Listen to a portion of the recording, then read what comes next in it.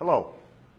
I want to take a few moments to speak directly to you, the people of West Africa, especially in Liberia, Sierra Leone, Guinea, and Nigeria.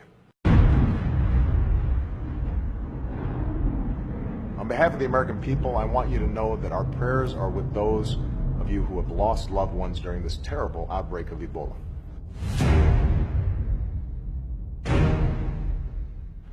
Along with our partners around the world, the United States is working with your governments to help stop this disease. And the first step in this fight is knowing the facts. The war against terrorism is a fake war where there is no terror. The war against terrorism is most fake in Africa, where the British, US, and French mass media are trying to kid the public that out in the middle of nowhere, in African nations such as Mali, there are so-called Islamic militants who somehow represent some kind of threat to Buckingham Palace and the White House. Just recently, Mali, Congo, and Sierra Leone erupted yet again into what the BBC described as civil war. The truth is that most of these turf wars and civil wars play into the hands of diamond prospectors, with the displacement of millions of Africans, enabling mining companies to set up shop and create facilities which look like high-security prisons. These are diamond mines, and they mar the natural beauty of the landscape and strip the subterranean strata using high-powered water hoses and acid. And these diamond merchants and diamond mines are creating havoc and destruction all over Africa. Who owns these diamond mines? Well, in many cases, De Beers and other Jewish British aristocratic companies are running the diamond business. And it's been that way since the era of Sir Cecil Rhodes, a man so rich from diamonds that he actually named a country, Rhodesia, after his own name. Behind the scenes, vast numbers of guns, pistols and bullets are distributed to various African villages. When a local person discovers a diamond, miraculously, as if by magic, two things happen. Firstly, landmines are placed all over the area where there are diamonds. This keeps local people away from the diamonds until the Jewish British aristocrats move in with their high-security diamond mines. And secondly, local people begin to die of a mysterious plague.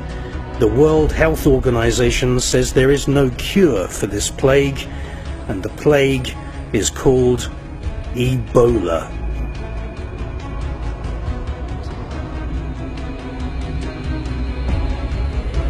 When the aristocratic murderer Lord Lucan fled London after killing a woman, the mainstream media claimed they had no idea at all where Lord Lucan went.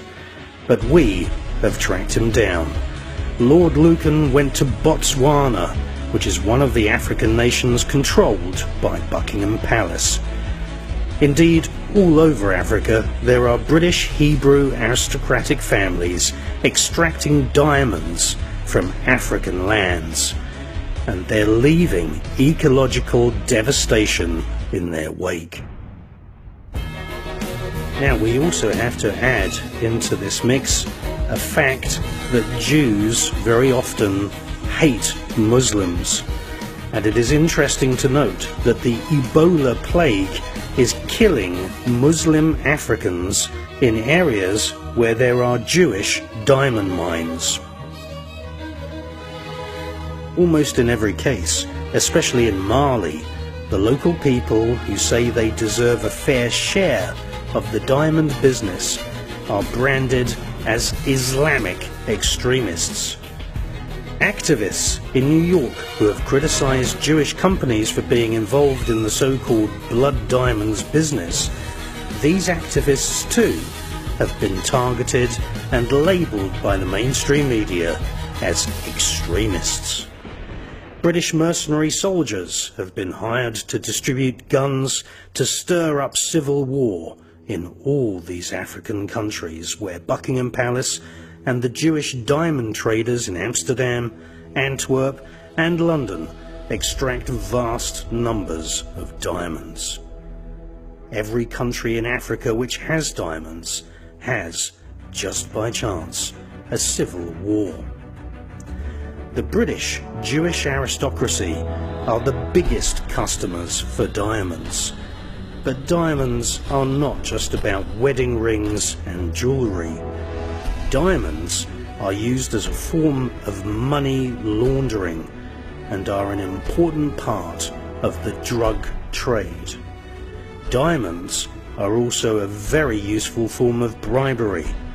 $1-million diamonds can be given and held in a single pocket as a bribe, and the value of the bribe can never be seen on any bank account document. Diamonds are a very useful way of shifting millions of dollars across international borders, because just a shirt pocket full of diamonds saves that person from carrying huge suitcases stuffed with cash. During the recent period of war in West Africa, we have witnessed a conflict that is in just over a decade left 50,000 people dead, hundreds of thousands of people homeless, and the country's infrastructure and economy in tatters. The poor people in Congo, Angola, Sierra Leone, Liberia and Mali have not even enough money to buy good walking boots.